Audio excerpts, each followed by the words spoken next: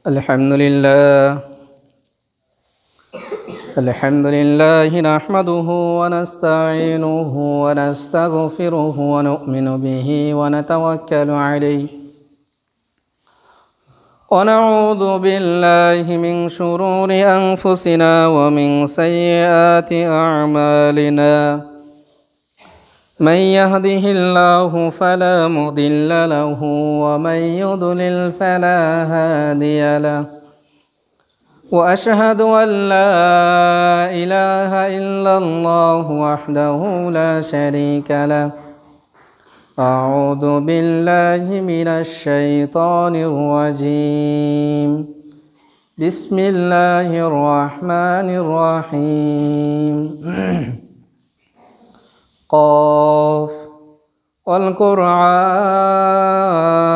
المجيد بل عجبوا أن جاءهم منذر منهم فقال الكافرون هذا شيء عجيب أئذا متنا وكنا ترابا ذلك رجع بعيد قد علمنا ما تنقص الأرض منهم وعندنا كتاب حفيظ بل كذبوا بالحق لما جاءهم فهم في أمر مريج أفلم ينظروا إلى السماء فوقهم كيف بنيناها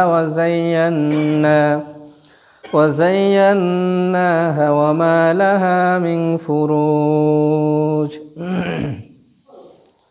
আলহামদুলিল্লাহ সমস্ত প্রশংসা সমস্ত গুণগান সমস্ত সিফত সানা সেই মহান রব্বুল আলামিনের জন্য যিনি আমাদেরকে এই পবিত্র জুমার দিনে মসজিদে উপস্থিত হওয়ার তৌফিক দান করেছেন সে আল্লাহর প্রতি শুকরিয়া আদায় করি আলহামদুলিল্লাহ। দুরূদ ও সালাম বর্ষিত হোক মুহাম্মদ রাসূলুল্লাহ সাল্লাল্লাহু আলাইহি ওয়াসাল্লামের উপর। আল্লাহুম্মা সাল্লি আলাইহি আল্লাহুম্মা বারিক আলাইহি। বিগত 3 জুমা আলোচনা করা হয়েছে রোজা সম্পর্কে, সিয়াম সম্পর্কে, রমাজান সম্পর্কে, তারাবি সম্পর্কে, সেহরি সম্পর্কে, ইফতার সম্পর্কে। এগুলো মোটামুটি একটা বিস্তারিত আলোচনা করা হয়েছে। তারপরেও মানুষের মধ্যে প্রশ্ন থাকাটা স্বাভাবিক। বিভিন্ন প্রশ্ন জাগে, বিভিন্ন সমস্যা দেখা দেয়। যদি কারো কোনো প্রশ্ন থাকে, আমার ভিজিটিং কার্ড আছে, নাম্বার, সেখানে নাম্বারও দেওয়া আছে, অথবা আমার নাম্বারটা আপনারা রেখে দিবেন। যখনই কারো কোনো প্রশ্নের সম্মুখীন হবেন আমাকে জানাবেন, আমি উত্তর দেওয়ার চেষ্টা করব। যদি আমার জানা না থাকে তাহলে আমি ভালো করে জেনে আপনাদেরকে উত্তর দিব। তো যেহেতু 3 জুমা লাগাতার বিস্তারিত আলোচনা করা হয়েছে, আমার মনে হয় না রমাজান, সিয়াম, রোজা সম্পর্কে যে বিষয়গুলো প্রয়োজন সেগুলো কোনোটা বাদ চলে গিয়েছে। তারপরেও যদি কোনোটা মনে করেন বাদ গিয়েছে সেটা আমাকে জানাবেন, আমি উত্তর দেওয়ার চেষ্টা করব।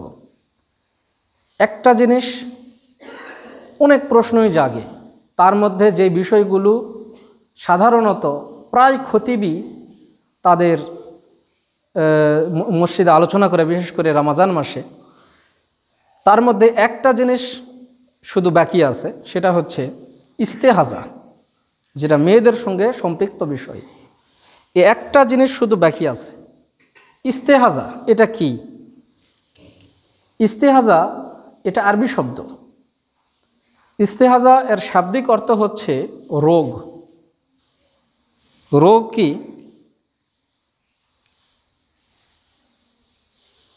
আমরা মাসিক হিসেবে পরিচিত। এই মাসিকের সর্বনিম্ন এবং সর্বোচ্চ একটা সময়সীমা আছে। সর্বনিম্ন কেউ বলেছেন 3 দিন, এবং সর্বোচ্চ যেগুলো কুমারী মেয়ে তাদের সাধারণত 7 দিন থাকে। এর অতিরিক্ত যখনই যাবে তখন সেটাকে বলা হয় ইস্তেহাজা বা রোগ, সেটা আর মাসিকের মধ্যে থাকে না। এখন কোনো মেয়ের অথবা কোনো মহিলার যদি এইরকম সমস্যা দেখা দেয়, তাহলে সে কিভাবে সিয়াম রাখবে? এখানে কয়েকটা বিষয় দেখতে হবে। সে ধরবে যে আমার বিগত মাসগুলোতে কতদিন এই মাসিকটা ছিল। যদি 4 দিন থাকে, 5 দিন থাকে, সেটা একটা সময় ধরবে যে আমার 7 দিন থাকতো। এই 7 দিনের পর থেকে সে সিয়াম রাখবে। তার কারণ 7 দিন পরে আর সেটা মাসিক নয়, ওটা হলো ইস্তেহাজা বা ওটা রোগ তার। তখন থেকে সে সিয়াম রাখবে, যেইভাবে সিয়াম রাখা হয়। আরেকটা জিনিস লক্ষ্য করবে, মাসিকের রক্তের একটা গন্ধ থাকে।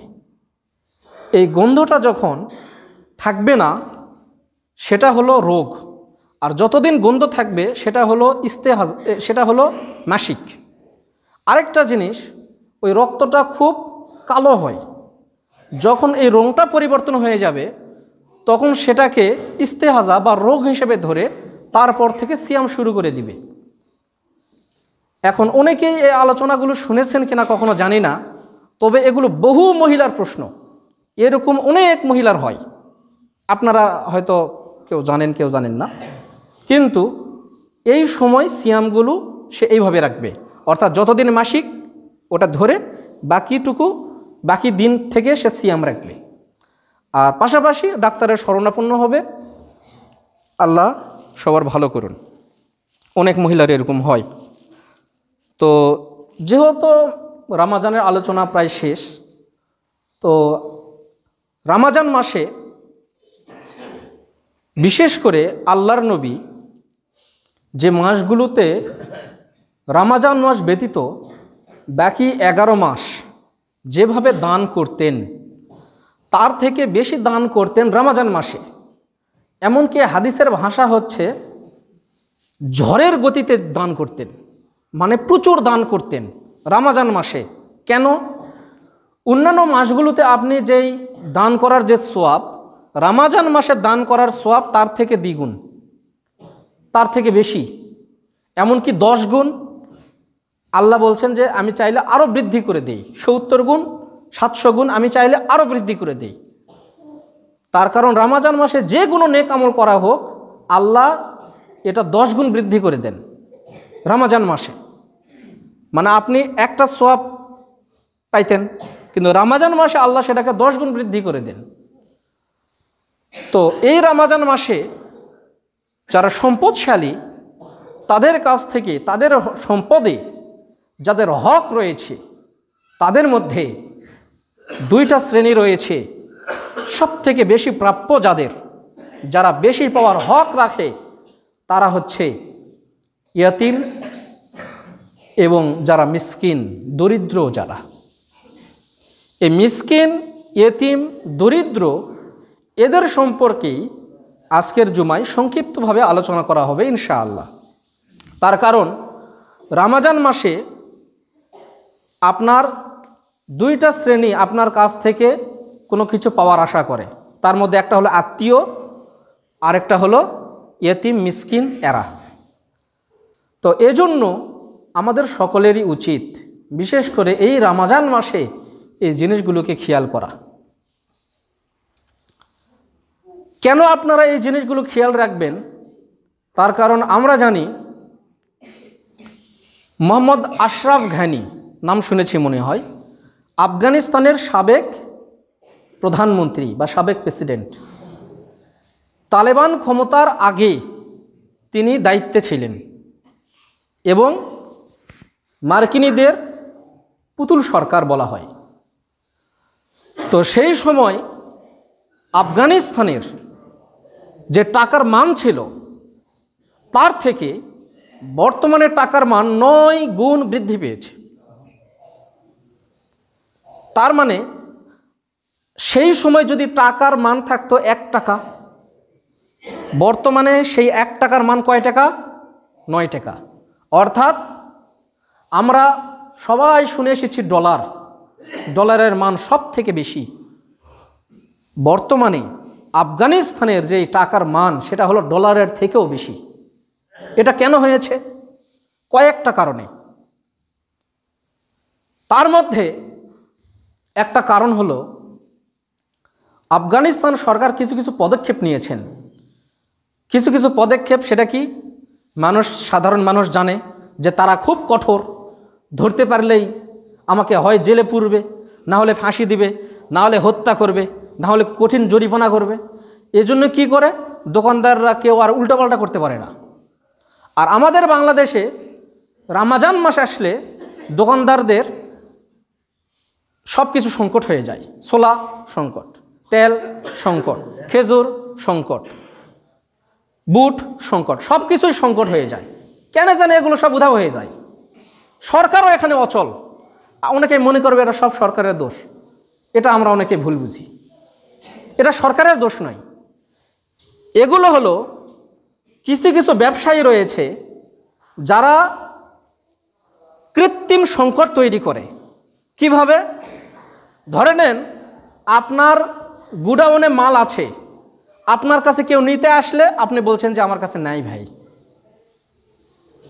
মাত্র কয়েকটা পেয়েছি, দেখেন এই দেখেন দোকানে আমার কয়েকটা আছে, এই কয়েকটা ছিল, এখন দাম বেশি, কি করব বলেন। অথচ দোকানদারের গুডাউন আছে তার হলো 2 কিলোমিটার দূরে। সেই গুডাউনে কেউ যদি প্রবেশ করে তাহলে 20 মিনিট লাগবে তার গুডাউনের এই মাথা থেকে ওই মাথা চক্কর দিতে। এরকম তার গুডাউন আছে 10টা। এরকম গুডাউন আছে কয়টা? 10টা। আর দোকান ছোট্ট একটা। আর গুডাউন কত বড়? যার গুডাউন ঘুরতে লাগবে 20 মিনিট। তো এইভাবে সংকট তৈরি করে জিনিসগুলোর দাম বৃদ্ধি হয়ে যায়। কিন্তু আফগানিস্তানে তো সেটা আর পারছে না। অন্যান্য আরব দেশগুলোতে, সংযুক্ত আরব আমিরাত, সৌদি আরব, কাতার, বাহরাইন, এই দেশগুলোতে কি হয়, রমজান মাস আসলে ব্যবসায়ীরা নিজে থেকেই অন্যান্য মাসগুলোতে যদি কামাই করতো 2 টাকা, একটা জিনিসের উপর, তারা রমজান মাসে কামাই করে 8 আনা বা 50 পয়সা, 1.5 টাকা তারা রমজান মাসে কম লাভ করে। কেন? ফি সাবিলিল্লাহ, আমরা এটা সওয়াবের নিয়তে দিচ্ছি। আর আমরা রমজান মাসে আমরা এগুলো মানুষকে কষ্ট দিয়ে আমরা সওয়াব কামাই করার চেষ্টা করি। এরকম ব্যবসায়ী থেকে আল্লাহ আমাদের হেফাজত করুন। কিয়ামতের মাঠে তাদের কঠিন শাস্তি হবে, এখানে নিশ্চিত হয়ে থাকেন।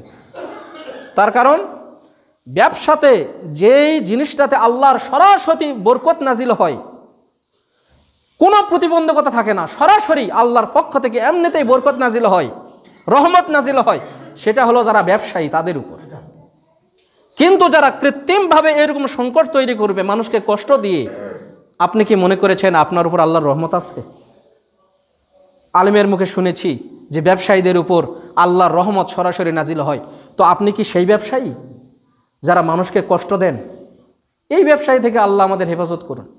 তো যেটা বলতে চাচ্ছিলাম, আমার মূল কথা সেটা হলো যে এই রমজান মাসে যদি আমাদের যে যাকাত বের হবে, ওই যাকাত যদি আমরা সুষ্ঠুভাবে বের করে যদি আমরা দিতাম, তাহলে আমাদের মনে হয় না যে এই গ্রামে যারা ধনী মানুষ আছে তারা যদি তাদের যাকাতটা সঠিকভাবে বের করে তারা যদি গরিব মানুষকে দিত, আমার মনে হয় না ফকির, মিসকিন আর ইয়েতিম থাকার কথা। তখন ইয়েতিমও ধনী হয়ে যাবে, তখন ফকিরও ধনী হয়ে যাবে, ধনী মানে টাকা পয়সা হয়ে যাবে।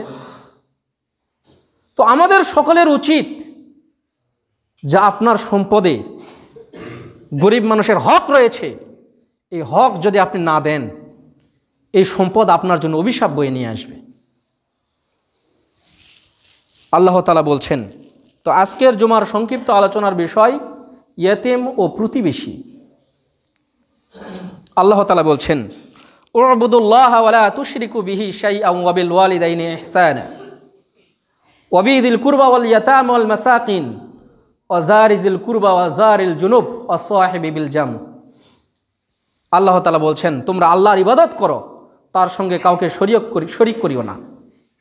পিতামাতার সঙ্গে সৎ ব্যবহার করো, নিকটাত্মীয়, ইয়েতিম এবং প্রতিবেশীদের সঙ্গে তোমরা ভালো আচরণ করো, সৎ আচরণ করো। তারপরে অংশে আল্লাহ তাআলা বলছেন, যারা নিকটাত্মীয়, যারা দূরবর্তী আত্মীয় এবং যারা চাকরি সূত্রে তোমার সহপাঠী, তাদের সঙ্গে তুমি সৎ আচরণ করো, ভালো আচরণ করো। তারপরে আল্লাহ তাআলা বলছেন, ওয়াবনিস সাবিল ওয়ামা মালাকাত আইমানুকুম তারপরে আল্লাহ তাআলা বলছেন, পথিক ও দাসদাসী যারা, মানে মুসাফির, রাস্তায় ঘুরে বেড়ায়, আপনার কাছে হঠাৎ চাইতে এসেছে, এবং দাসদাসী যারা, তাদের সঙ্গেও তোমরা ভালো আচরণ করো। এগুলো যদি তোমরা না করো, আল্লাহ তাআলা বলছেন, ইন্নাল্লাহা লা ইউহিব্বু মান কানা মুখতালান ফাখুর, নিশ্চয় আল্লাহ দাম্ভিক অহংকারীকে ভালোবাসেন না। লা ইউহিব্বু, ভালোবাসেন না, পছন্দ করেন না। কাকে? যারা এই কাজগুলো করে না। তার মানে একজন মুসাফির, দাসদাসী, নিকটাত্মীয়, দূরবর্তী আত্মীয়, আপনার সহপাঠী, সবার সঙ্গে, পিতামাতা, আত্মীয় স্বজন, নিকটাত্মীয়, দূরবর্তী আত্মীয়, ফকির মিসকিন, সবার সঙ্গে আপনাকে ভালো আচরণ করতে হবে। আল্লাহ তাআলা বলছেন, ফালাকতাহমাল আকাবা ওয়া মা আদরাকা মাল আকাবা ফাক্কু রাকাবা আও ইতআমুন ফি ইয়াউমিন দি মাসকাবা ইয়াতীমান যা মাসকাবা আও মিসকিনান যা মাতরাবা। আল্লাহ তাআলা বলছেন, তারা দুর্গম গিরিপথে প্রবেশ করল না। তোমরা কি জানো দুর্গম গিরিপথ কি? তা হচ্ছে কোন দাস দাসীকে মুক্ত করা। দাস দাসী কি? দাস দাসী হচ্ছে, গত জুমায় কি তার আগের জুমায় মনে বলেছিলাম, ধরে নেন আল্লাহ নবী যুদ্ধ করতে গিয়েছেন। যুদ্ধ করতে গিয়ে যারা বন্দী হয়েছে তাদেরকে নিয়ে আসা হয়। নিয়ে আসার পরে এখানে দুইটা জিনিস থাকে। একটা হলো যে শত্রুদের সঙ্গে চুক্তি, যে এদেরকে আমরা ছেড়ে দিব, শর্ত আছে, এত টাকা আমাদেরকে দিতে হবে, এই বিনিময়ে তোমরা নাও। তো ওরা এখন বলতেছে আমাদের তো এত টাকা আমরা নিতে পারবো না। তখন তাদেরকে কিছু টাকার বিনিময়ে বিক্রি করে দেওয়া হয়। তখন তারা দাস দাসী হিসেবে চিহ্নিত হয়ে যায়। এটা এখনো নিষিদ্ধ হয়নি, তবে আল্লাহর নবী দাস দাসী মুক্ত করার পক্ষে জোরালো ভূমিকা রেখেছেন এবং কঠোরভাবে বলেছেন যে তোমরা দাস দাসীকে মুক্ত করো, এতে বহুত সওয়াব রয়েছে। তারপরে আল্লাহ তাআলা বলছেন যে তোমরা ইয়েতিমদের সঙ্গে ভালো ব্যবহার করো। এখানে ইয়েতিম, মিসকিন এবং যারা দরিদ্র, তাদের সঙ্গে ভালো আচরণ করা, ভালো ব্যবহার করা, তাদের দেখশন করা, এটাকে দুর্গম গিরিপথ। দুর্গম গিরিপথ কাকে বলা হয় জানেন? দুই পাহাড়ের মাঝখানে এমন রাস্তা, যেই রাস্তা দিয়ে চলাফেরা করা খুব কঠিন, এই রাস্তাকে বলা হয় দুর্গম গিরিপথ, মানে খুব কঠিন রাস্তা। এই রকম রাস্তায় চলা যেরকম কঠিন, আপনি একটা দাস এবং একটা দাসী এবং এতিম এবং মিসকিনকে, তাদের সঙ্গে ভালো আচরণ করা, ভালো ব্যবহার করা, তাদেরকে দেখভাল করা, তাদেরকে খানাপিনা দেওয়া, তাদেরকে লালন পালন করা খুব কঠিন। ইয়েতিমের সম্পদ আপনার কাছে থাকবে রক্ষিত অবস্থায়, কিন্তু আপনি রক্ষা কবচ না হয়ে ভক্ষক হয়ে যাচ্ছেন। কিভাবে? আপনার কাছে 2 বিঘা জমি রয়েছে, তার গচ্ছিত, এবং একটা চাতাল রয়েছে। আপনি কোনো রকম করে 6-9 করে চাতালটা আপনি লিখে নিলেন, অথচ আপনার দায়িত্ব ছিল যতক্ষণ পর্যন্ত সে যুবক অথবা যুবতী না হয়েছে আপনার ওগুলোকে দেখভাল করা, অথচ আপনি ভক্ষক হয়ে যাচ্ছেন। খুব কঠিন। ইয়েতিম, পিতা মারা গিয়েছে, মা আরেক জায়গায় বিবাহ বসেছে, এই মেয়েটাকে, এই ছেলেটাকে তার চাচা, তার চাচি, তার মামা, তার মামি যে দেখবে, এটাও খুব কঠিন, এত সহজ নয়। আপনি দেখতে চাচ্ছেন কিন্তু আপনার স্ত্রী চাচ্ছে না। এজন্য এটা ওই পথ যেটা হলো দুর্গম গিরিপথ, যেই রাস্তা দিয়ে চলা খুব কঠিন, ওই রাস্তার সঙ্গে আল্লাহ তাআলা তুলনা করছেন। অথচ তোমাদের উচিত এই এতিম ছেলে এবং এতিম মেয়ের সঙ্গে আপনার আচরণ কেমন হওয়া উচিত, তাদের মাথায় হাত বলে দিতে হবে। আল্লাহ নবী বলছেন, ইয়েতিম যারা লালন পালন করবে, ওই ব্যক্তি যে এতিম লালন পালন করবে, ওই ব্যক্তি এবং আমি জান্নাতে পাশাপাশি থাকব। এটা কি ছোটখাটো কথা? আপনার কথা কেন বললেন না যে যারা এরকম দান করবে তার সঙ্গে আমি পাশাপাশি থাকবো, সালাত আদায় করলে সে আমি তার সঙ্গে এরকম পাশাপাশি, এরকম কেন কথা বললেন না? তার মানে এতিম লালন পালন করা খুব কঠিন। এটা হলো দুর্গম গিরিপথ। আল্লাহ আমাদের সকলকে তৌফিক দান করুন, আল্লাহুম্মা আমিন।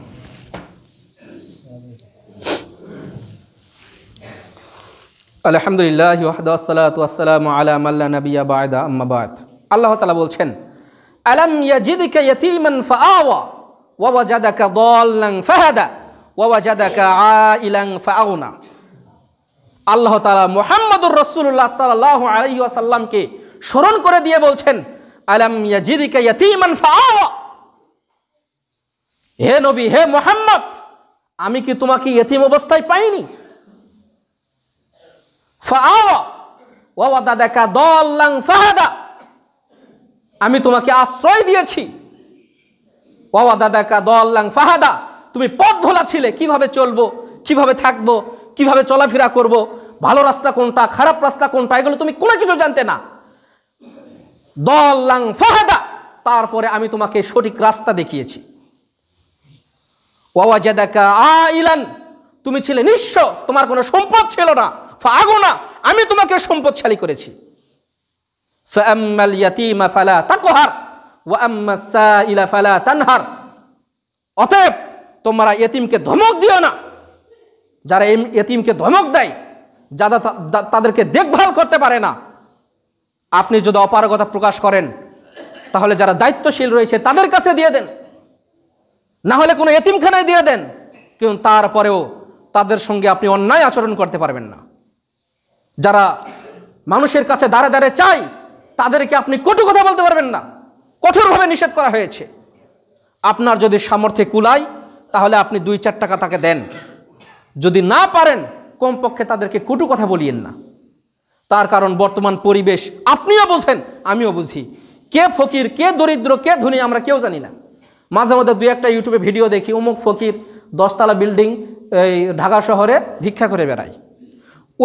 ওই ভিডিওটা দেখার পরে আমার আর কোনো ফকিরকেই ভালো লাগে না। আমি মনে করি ইও মনে হয় 10 তলার মালিক। এখন কে গরিব, কে নিঃস্ব, কার সমস্যা, কার অসুবিধা আমরা কেউ বুঝতে পারি না। আল্লাহ তাআলা যেটা বললেন যে সমস্যা কার আছে না আছে তুমি এইরকম এগুলো জানো না, অতএব তুমি কাউকে ধমক দিও না, কটু কথা বলিও না। তোমার যদি সামর্থ্য কুলায় তাকে দাও, যদি না কুলায় তাকে তোমরা দিও না। তুমি বলো যে আমার পক্ষে সম্ভব হচ্ছে না। আপনার থাকার পরে আপনি বলছেন যে বাবা মাপ চাই, বাড়িতে কিছু নেই, পকেটে টাকা নেই, অথচ টাকা আছে। মিথ্যা কথা বলার কি দরকার? এরকম মিথ্যা কথা বলিয়েন না, তবে দেওয়াই ভালো। দান সাদাকা এগুলোর মাধ্যমে বহু বালা মুসিবত দূর হয়ে যায়। আপনার বহু বালা মুসিবত দান সাদাকার মাধ্যমে দূর হয়ে যায়, কিন্তু আপনি জানেন না। তার কারণ আমরা তো গায়বের খবর জানি না। যদি গায়বের খবর জানতাম তাহলে তো অনেক কিছু করতাম। আপনি বলছেন যে আরে ওখানে গেলে কম্বল দিবে, আমি তো জানি না, তুমি তো আমাকে আসতে বললো, তা যদি দিত জানতাম তাহলে তো যেতাম। অথচ আপনি জাননি, পাননি, অথচ সে আপনাকে হাত ধরে টেনে জোর করে নিয়ে যাওয়ার চেষ্টা করেছে। আপনি তো গায়বের খবর জানেন না। এজন্য এই রমজান মাস আপনারা দান সাদাকা করার চেষ্টা করেন। আল্লাহ তাআলা বলছেন, ওয়াইদা হাজারুল কিসবাতা উলুল কুরবা ওয়াল ইয়াতামা ওয়াল মাসাকিন ফারজুকুহুম মিন। যখন তোমাদের সামনে নিকটাত্মীয়, ইয়েতিম এবং গরিব মানুষ যদি তোমাদের সামনে উপস্থিত হয় কোনো কিছু নেওয়ার জন্য, ফারজুকুহুম মিন, তাহলে তোমরা তাদের রিজিকটা তাদেরকে দিয়ে দাও। ফারজুকুহুম, তোমরা তাদেরকে তাদের রিজিক দিয়ে দাও, এটা তোমার রিজিক নয়। আপনি যে গাছ থেকে ফল পাড়ছেন না, আপনার ফল পাড়ার আশেপাশে কিন্তু অনেক ছেলেপেলে উপস্থিত হয়, অনেক গরিব মানুষ উপস্থিত হয়, সাইডে বসে থাকে। আমাকে একটা যদি দিত, যদি আমাকে 2টা দিত। আল্লাহ তাআলা যে ভাষাটা বললেন, ভাষাটা লক্ষ্য করুন, ফারজুকুহুম মিন, তোমরা তাদের রিজিক তাদেরকে দিয়ে দাও, এটা তোমার রিজিক নয়। অথচ তুমি সব কিছু মুছে তোমার বাড়িতে নিয়ে যাচ্ছ, একটাও তাদেরকে দাও না, এটা তাদের রিজিক। এই রিজিক কেন আপনি বাড়িতে নিয়ে যাবেন? আমি তো আপনাদেরকে বলেছি, স্ত্রী যদি দান করাতে যদি কষ্ট পায়, যদি মন খারাপ করে, যদি ঝগড়া হয়, না জেনে দান করুন। বাড়িতে টাকা নিয়ে যাওয়ার আগেই দান করে বাড়িতে প্রবেশ করুন। বলেন যে আজকের কামাই হয়েছে এত, এটা মিথ্যা বলা হবে না, এটা স্ত্রীকে খুশি করার জন্য এটা বলা জায়েজ রয়েছে। হাদিস জানেন না? স্ত্রীকে খুশি করা শুধু কি, শুধু ওই কাপড় কিনে নিয়ে আসে ওটাই? শুধু ওটাই হাদিস পেয়েছেন আপনি? যে কাপড় কিনে নিয়ে আসে 10 টাকার কাপড় 20 টাকা বললে তাই স্ত্রী খুশি হলো, ওটাই শুধু হাদিস পেয়েছেন? এটা তাদের রিজিক, তাদেরকে দিয়ে দিতে হবে। আল্লাহ তাআলা বলছেন, কাল্লা বাল্লা তুকরিমুন আল ইয়াতিম ওয়ালা তাহাজুনা আলা তুআমিল মিসকিন। এরা তো ওই সমস্ত লোক, কিয়ামতের দিন আল্লাহ তাআলা বলবেন, এরা তো ওই সমস্ত লোক যারা এতিমকে সম্মান করে না, যারা এতিমকে দেখভাল করে না। ওয়ালা তাহাজুনা আলা তুআমিল মিসকিন, যারা মিসকিনকে খাদ্যদানে উৎসাহিত করে না। বরং আপনি যদি দিতে না পারেন, আর কাউকে উৎসাহিত করুন যেন তারা দেয়। আল্লাহ তাআলা বলছেন, আরাআইতাল্লাযী ইউকাযযিবু বিদ্দীন ফাযালিকাল্লাযী ইয়াদুল ইয়াতীম ওয়ালা ইয়াহুয্যু আলা তুআমিল মিসকিন। আল্লাহ তাআলা বলছেন, তুমি কি দেখোনি তাদেরকে যারা কিয়ামতের মাঠকে অস্বীকার করে? এরা তো ওই সমস্ত লোক, ফাযালিকাল্লাযী ইয়াদুল ইয়াতীম, যারা ইয়তিমকে গলা ধাক্কা দিয়ে তাড়িয়ে দেয়। ওয়ালা ইয়াহুয্যু আলা তুআমিল মিসকিন, এবং যারা মিসকিনকে খাদ্যদানে উৎসাহিত করে না। এরা ওই সমস্ত লোক যাদের মাথায় নেই যে কিয়ামত হবে, তারা ভুলে গিয়েছে। অতএব ইয়তিমকে গলা ধাক্কা দিয়ে তাড়িয়ে নয়, বরং তাদেরকে দেখভাল করতে হবে। যারা ফকির, মিসকিন, দরিদ্র মানুষ, আপনার গ্রামে যারা রয়েছে, এরা আপনার সম্পদে হকদার। এই সম্পদ তাদের সম্পদ, আল্লাহ আপনাকে দিয়েছেন, কিন্তু আমরা জানি না। পাখি তার বাসা থেকে সকালে বের হয়, আপনার জমিতে গিয়ে সরিষা খায়, কিন্তু আপনি জানেন না যে এটাও সাদাকা। তার কারণ এই সরিষা তার হক, সে এসে খাবে। আল্লাহ শরীকটা বোঝার তৌফিক দান করুন, আল্লাহুম্মা আমিন। রাসূলুল্লাহ সাল্লাল্লাহু আলাইহি ওয়াসাল্লাম বলছেন, আবু হুরায়রা রাদিয়াল্লাহু তাআলা আনহু থেকে বর্ণিত, তিনি বলছেন, আল্লাহ নবী বলছেন, ওয়াল্লাহি লা ইউমিন ওয়াল্লাহি লা ইউমিন ওয়াল্লাহি লা ইউমিন। এই কথাটা আল্লাহ নবী 3 বার বললেন। আল্লাহর কসম এরা মুমিন নয়, আল্লাহর কসম এরা মুমিন নয়, আল্লাহর কসম এরা মুমিন নয়। ক্বালা ওয়া মা যাকা ইয়া রাসূলুল্লাহ, আল্লাহ রাসূল আপনি কাদেরকে এই কথাটা বললেন? এরা কারা? আল্লাহ নবী বলেন, মান লা ইউমান জারুহু বাওয়াইকাহু, যাদের অনিষ্টের কারণে তার অন্য প্রতিবেশী নিরাপদে থাকতে পারে না, এরা মুমিন নয়। এখানে শুধু বললেন যে প্রতিবেশীর কথা। আমার আলোচনা কি? ইয়তিম, মিসকিন, প্রতিবেশী। ইয়তিম মিসকিনের কথা আগে গেল, এখানেও কিছু কিছু আসবে। এখন আসলে প্রতিবেশী, যে ওই প্রতিবেশী ইমানদার নয়, ইমানদার নয়। তারা কারা? যার কারণে তার অপর প্রতিবেশী নিরাপদে থাকে না। আপনি নিশ্চিত যে ওই জায়গাটা আমার নয়, কিন্তু আপনি ঝগড়া করে জায়গাটা নিবেনি, তার মানে আপনি এখনো ইমানদার হতে পারেননি। আপনি 2-3টা আমিন দিয়ে মাপছেন, মাপার পরে সব আমিন বলছে যে আপনার জায়গা এতটুকু, কিন্তু আপনি মানছেন না। না, আমার বাপ এখানে খুঁটি পুঁতে গিয়েছে, আমার দাদা এখানে খুঁটি পুঁতে গিয়েছে, জায়গা এখান পর্যন্তই, মানবে না। আমিনরা বলছে আপনার জায়গা 5 শতক ঠিক আছে, কিন্তু খুঁটি এখানে, উনি তাও মানবে না। যদি এটা আপনি অন্যায়ভাবে হয়, তাহলে আপনি এখন ইমানদার হতে পারেননি।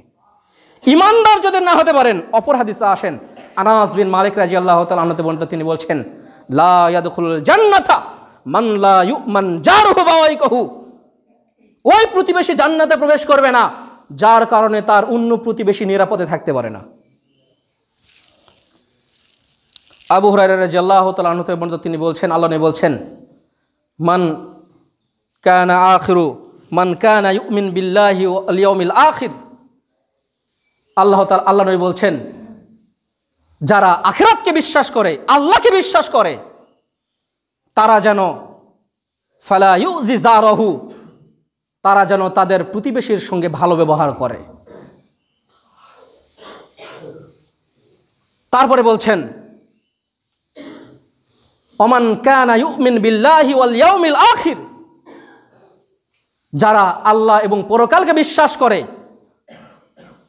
ফালইউকরিম যায়ফাহু, তারা যেন তাদের মেহমানকে সম্মান করে। ওমান কানা ইউমিন বিল্লাহি ওয়াল ইয়াউমিল আখির ফালইয়াকুল খায়রান আও লিয়াসমুত, যারা আল্লাহ এবং পরকালকে বিশ্বাস করে, তারা যেন ভালো কথা বলে, আর না হয় তারা যেন চুপ থাকে। তার মানে আপনি যদি আল্লাহকে বিশ্বাস করেন এবং পরকালকে যদি বিশ্বাস করে থাকেন, তাহলে আপনাকে প্রথম কাজ হচ্ছে আপনাকে প্রতিবেশীকে শান্তিতে থাকতে দেওয়ার নিরাপত্তা যেন আপনার কাছে পায়। তারপরে বলছেন যে তুমি মেহমানকে সম্মান করবা, এটা তোমার দায়িত্ব। মেহমানের সঙ্গে যত শত্রুতা থাক, কিন্তু যদি আপনার কাছে কোনো কারণে আসে, বিপদে পড়ে হোক বা যে কোনো কারণে হোক, কমপক্ষে তাকে সম্মান দেখাতে হবে, এটা আপনার দায়িত্ব। আর তারপরে বলা হচ্ছে যে আপনি সব সময় চেষ্টা করবেন ভালো কথা বলার, না হলে চুপ থাকেন। তার কারণ কথা যদি মুখ দিয়ে বের হয়ে যায়, তাহলে ওই কথা আর ফিরিয়ে নিয়ে আসতে পারবেন না। কথা খুব কঠিন।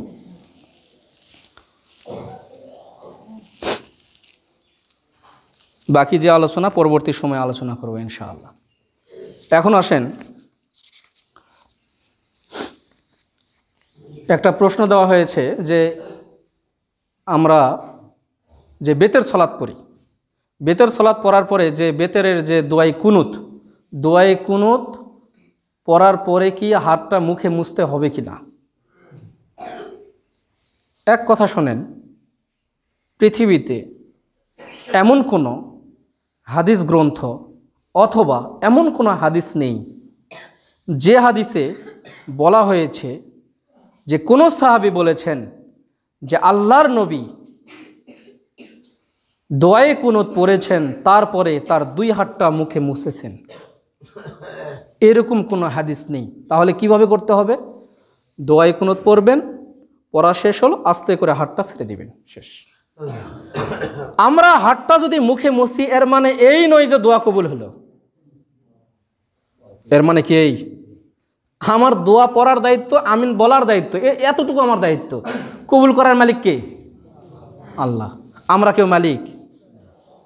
এখন আসেন সম্প্রতি বিষয় নিয়ে একটি আলোচনা। সেটা হচ্ছে, আমরা দেখছি সম্প্রতি বিষয়ে, আমি এটা বলা জরুরি মনে করলাম।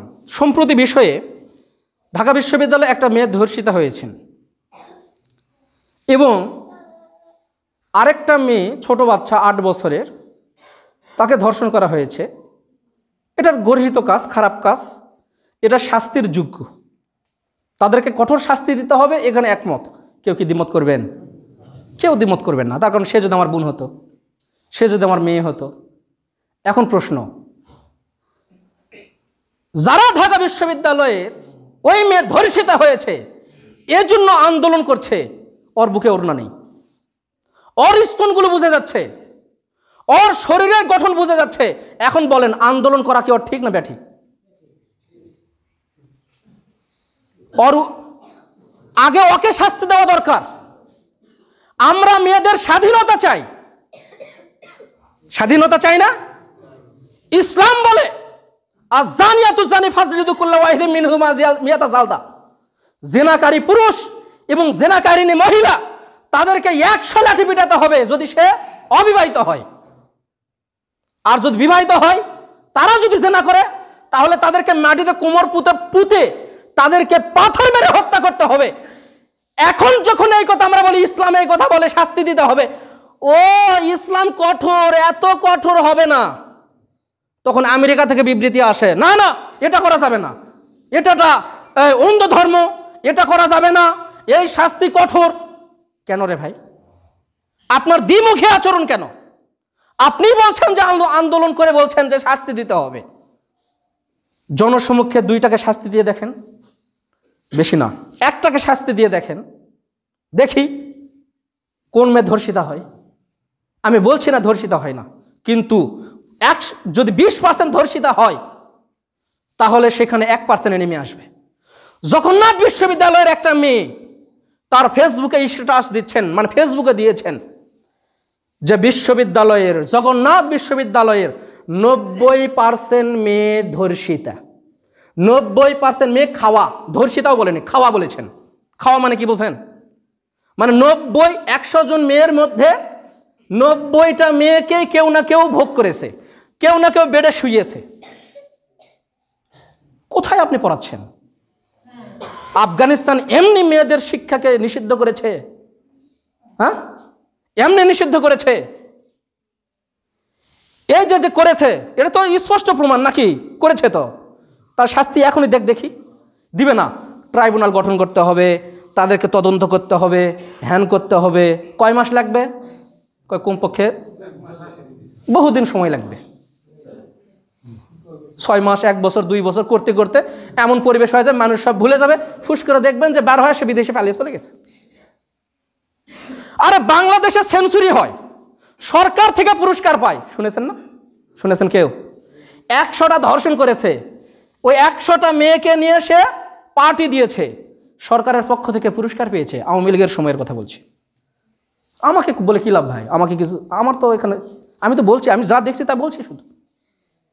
আপনি যে ভার্সিটিতে পড়াচ্ছেন, সব থেকে ভালো মেজ, একটা কথা বলি, FM 8920 আর জে কিবরিয়া, নাম শুনেছেন কিনা জানি না। আমি 2012 সাল থেকে ওর দর্শক, আজকাল থেকে না, 2012 সাল থেকে। একটা মেয়ে বলছে আমি বোরকা পরি ছোট থেকেই। একদিন শুধু ভাই এবং বাপকে বলেছিলাম যে আজকে বোরকা না পরে একটা অনুষ্ঠানে যাব। আমার পিতা এবং ভাই এই মার না সেই মার, আমার ভাই আমাকে গলা টিপে ধরেছে। ভাই বলছে, ওই মেয়েটা বলছে। তো কি হলো? ওই মেয়ে বেডে শুইতে শুইতে এমন অবস্থা যে এখন সবাই ফ্রি হয়ে গেছে, মানে যে চাই তাকেই দেয়। আল্লাহ নবীর সময় একটা হাদিস, তার স্বামী আল্লাহ নবীর কাছে গিয়ে অভিযোগ করছে, আল্লাহ নবী আমার স্ত্রী এমন, কাউকে ফিরিয়ে দেয় না। তার মানে কি জানেন? মানে যে তার কাছে আসে তাকেই তার সঙ্গে বেডে শুয়ে। তো এজন্য আমাদের উচিত, এখন আপনি বলবেন কি জানেন, যে হুজুররা আপনি আন্দোলন শুধু এই ইসলামী আইনে বোঝেন, আপনারা শুধু এই দিকেই যান, এই দিকেই যান। তো তাহলে আপনি বলেন যে শাস্তি কি হবে? আপনি বলছেন যে তাকে কি করতে হবে? যাবজ্জীবন দিতে হবে, এর দিতে হবে। তো আপনি ইসলামী আইন আসেন না কেন? তাহলে দেখেন দেশটা কোথায় যায়। আফগানিস্তান এত ভালো হয়েছে কেন? সৌদি আরব এখনো কেন এত ভালো রয়েছে? আমাদের দেশে কত খারাপ কাজ হচ্ছে, আমরা আন্দোলন করি না। সৌদি আরব একটা সিনেমা হল চালু হয়েছে, আমরা ঘৃণায় জর্জরিত। ওই দেশের মানুষগুলো যে চাচ্ছে, কি করবেন আপনি? কি করবেন আপনি বলেন? আপনি চাচ্ছেন, কিন্তু আমি সরকার, ও চাচ্ছে এটা হোক, ও চাচ্ছে ইসলামী আইন, 99 জন চাচ্ছে না ইসলামী আইন চাইব না। আপনি কোন দিকে যাবেন বলেন? এজন্য ধর্ষণের শাস্তি যদি ইসলামী আইন অনুপাতে হয়, তাহলে আমি মনে করি তাদের অবশ্যই এটা সুফল বয়ে নিয়ে আসবে দেশের জন্য এবং জনগণের জন্য। সবাই এতে অ্যালার্ট হয়ে যাবে, না এই কাজ আর করা যাবে না, যদি ইসলামের দিকে ফিরে আসে। আল্লাহ সকলকে সঠিক বুঝ দান করুন। আল্লাহুম্মা।